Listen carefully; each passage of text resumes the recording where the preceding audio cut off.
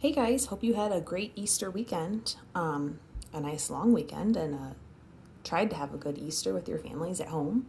I know I did. So, this is a review from last week. So, these are the notes that you guys took on Thursday, I believe. This is the same exact page. I took your grades for that and put them into Skyward, so they're in there already. I didn't make a video for this, so I'm going to talk about it today so we can go through it together.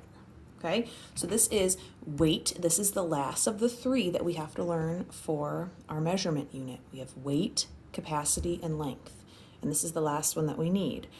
So a lot of the time when you see me writing it, I'll put weight/mass. This is breaking down what the two of those exactly mean. Mass is how much matter is in an object, and then weight is like the number on the scale. So how much it is inside, and then if you were to step on the scale, how much do you actually weigh? What's the number of the mass? Okay, that's the two broken down. The units here, we have metric on the left, customary on the right. I will say that your assignment today is only dealing with customary units, so you won't have to worry about metric today, but we will come back to it this week. The biggest customary unit you need to know is a ton. The smallest is an ounce, and right in between is a pound. Something I wanted to say to you is pay attention to the abbreviations. Pounds abbreviation is LB, even though that doesn't look like the word pound. So anytime you see that, that is abbreviation for pounds. Ounces, OZ, and ton is T. It's always a capital T. If you look down here, I have the different conversions for you. So anytime you have a big unit such as ton and you're trying to go to a smaller one such as pound or ounce, you are always going to multiply. So we have here 5 tons is how many pounds? You're going to multiply the 5 by how many pounds are in 1 ton, which is 2,000 pounds. Okay, so anytime it's larger to smaller, multiply. Anytime it's smaller to larger, divide. Okay, and you will always have this in your notes. So if you forget or you're confused, you can go back and look. Now I wanted to talk to you about this one because if you just looked at it when you were taking notes, it might seem confusing, right? We're going from a smaller unit, pounds, to a larger unit, tons.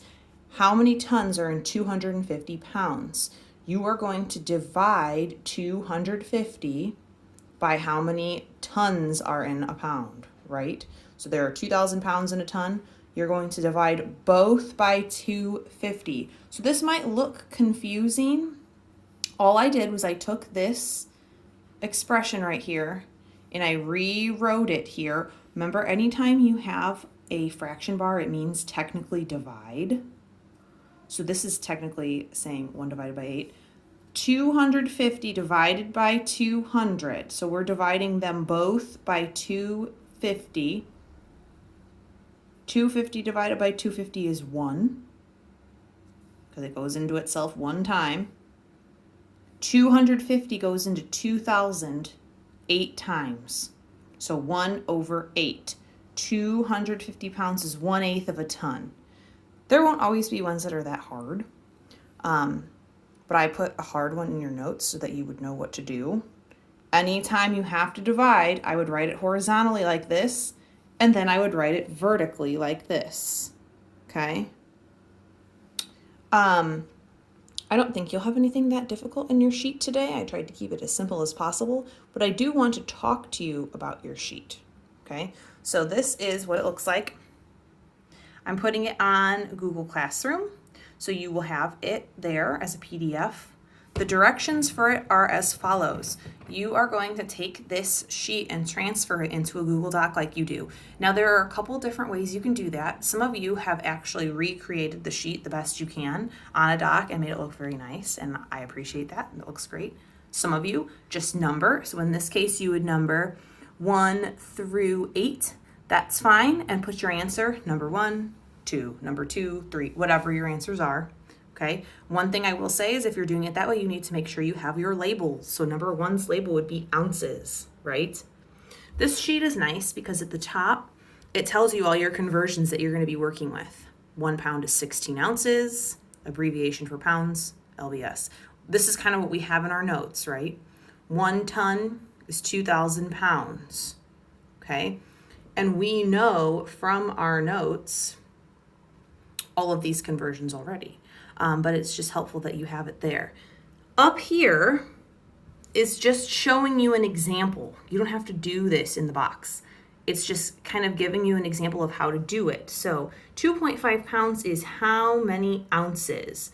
Well, you know there are 16 ounces in 1 pound, right? So you multiply 16 by 2. In this case, they added.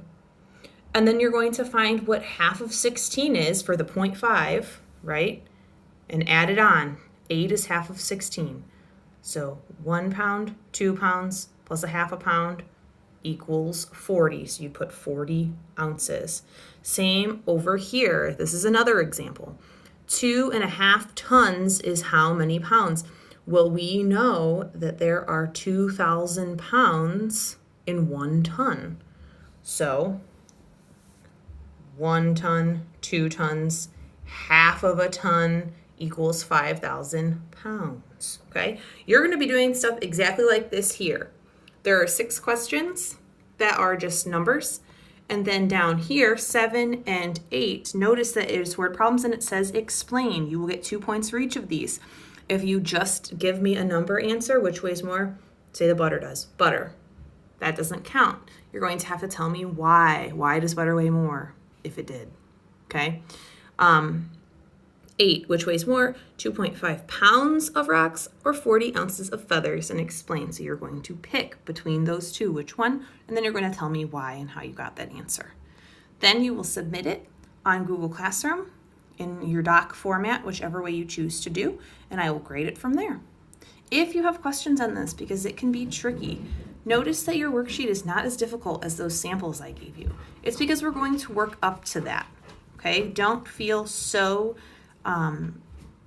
nervous about this yet, because we're going to work up to it every day, do a little more. Remember how I showed you, like with capacity, or it was length, the trick, moving the decimal point, but it's not so hard after all.